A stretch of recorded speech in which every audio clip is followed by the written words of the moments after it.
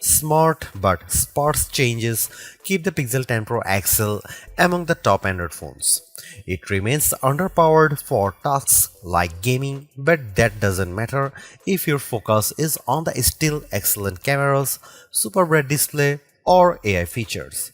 Just be aware that to get the most out of those features, you will have to wait for updates or for Google's tools to get to grips with your data.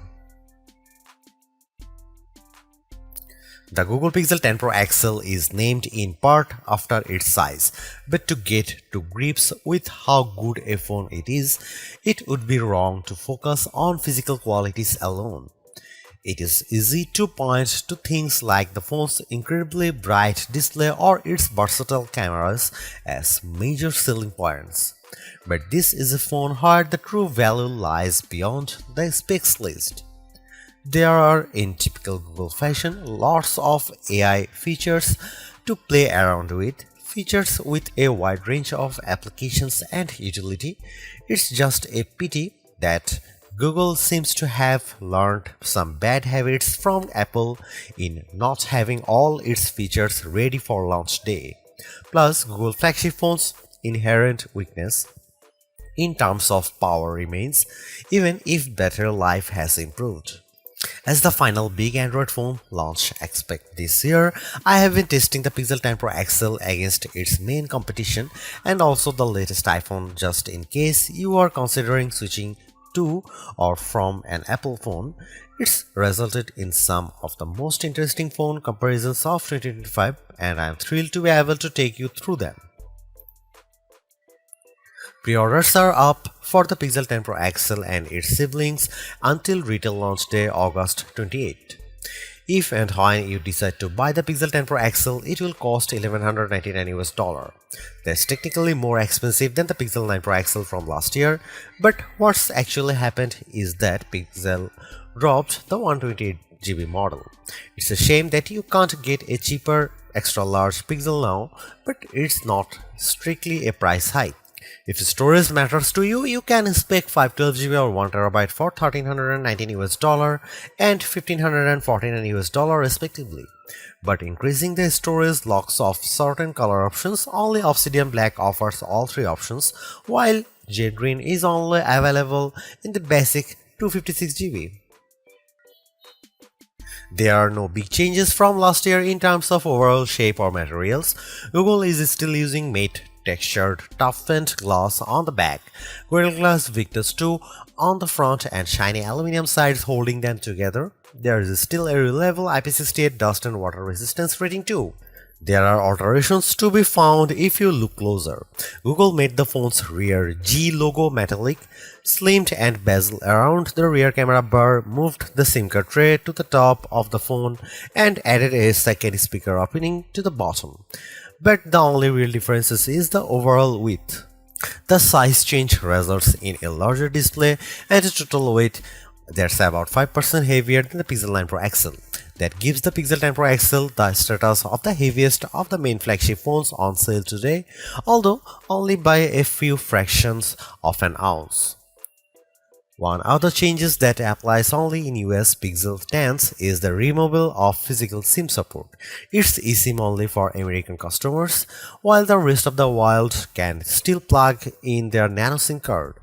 Your four color choices for the Pixel 10 Pro XL are Moonstone Blue Gray, Jade Green, Porcelain White or Obsidian Black. It's a reasonable amount of choice, but the Pixel 10 base model has the most eye-catching hues in the family. The 6.8-inch 120Hz refresh rate adaptive display on the Pixel 10 Pro XL is slightly larger than the Pixel 9 Pro XLs, but still a little smaller than the equivalent Samsung or Apple models. But the size difference is offset by the Super Actua screen's incredible brightness. Google Pixel 10 Pro XL can reach 2555 peak brightness, where Samsung Galaxy S25 Ultra can reach 1860. And iPhone 16 Pro Max can reach 1553. The results above show just how intense the screen brightness on the Pixel 10 Pro XL can be, even compared to last year's Pixel 9 Pro XL. The Galaxy S25 Ultra does have the advantage of an anti-glare layer in its display, which helps deal with strong single sources of light, but in generally bright environments, and you have an easier time looking at the pixel's screen. Looking to the other results, we see the Pixel 10 Pro XL lags behind the S25 Ultra in terms of color gamut coverage and also color accuracy. In the default vivid color profile, the potential buyers needn't worry too much about that. The Pixel 10 Pro XL is still a great device for watching video or browsing photos on.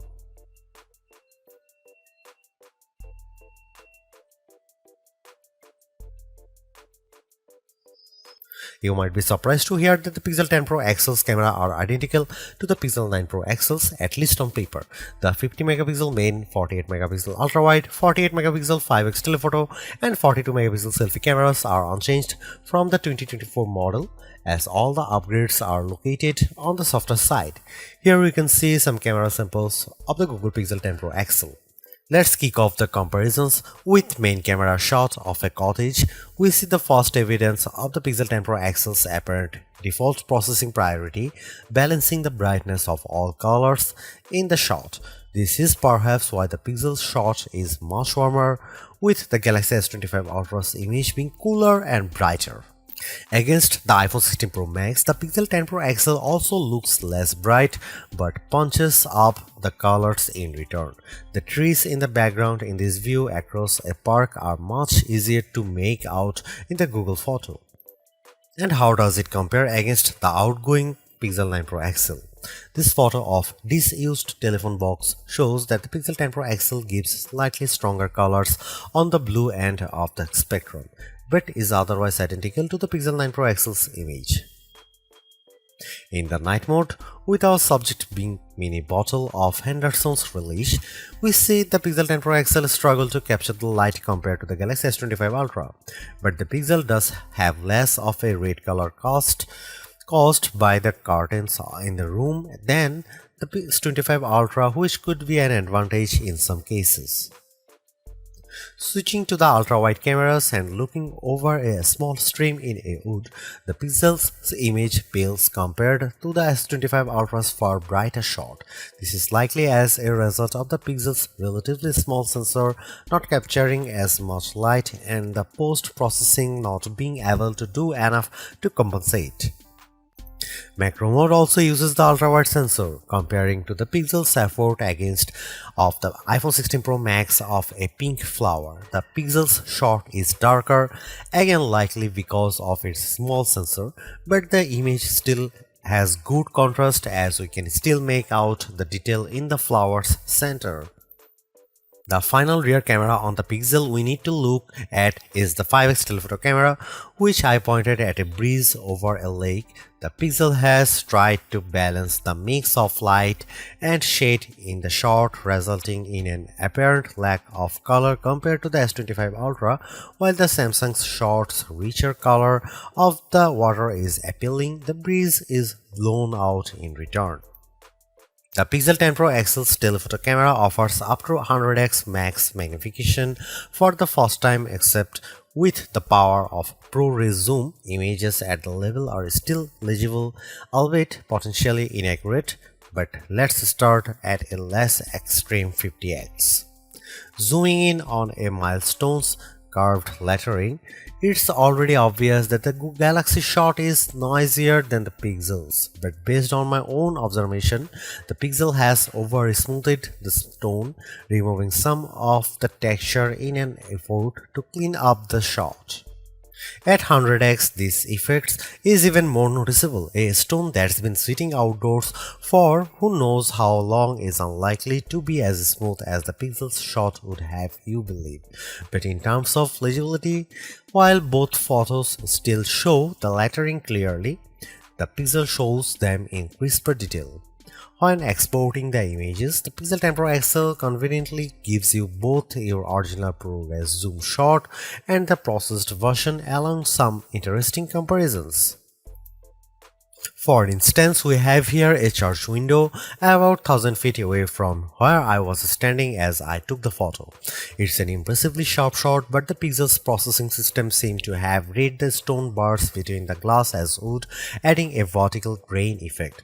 While the detail of the brickwork has been impressively recovered, it shows a big limitation of these generative detail enhancing tools. It shows you what's likely to be there rather than what truly is there. Google enhanced some of the camera's associated features, such as making best take active automatically with enough photos and offering 50 megapixel resolution for portrait modes. But the all-new feature, and the one I spent the most time with, was Camera Coach, the new photography teaching tool that's accessible right from the viewfinder. This is currently in preview, so hopefully it powers will multiply in the future, but right now it's more of an interactive forming tool. It will detect what you are pointing the camera at, offer some suggested compositions, and then give you tips on which camera lens to use, where to stand, and how to position the subject. If you can, it's a fun, personalized way to learn. But there are so many more tools in the Pixel 10 Pro XL's toolbox. I hope more options or perhaps an advanced mode appear in future to help guide users to try even more, like switching between vertical and horizontal shots, setting a manual focus, or adjusting exposure.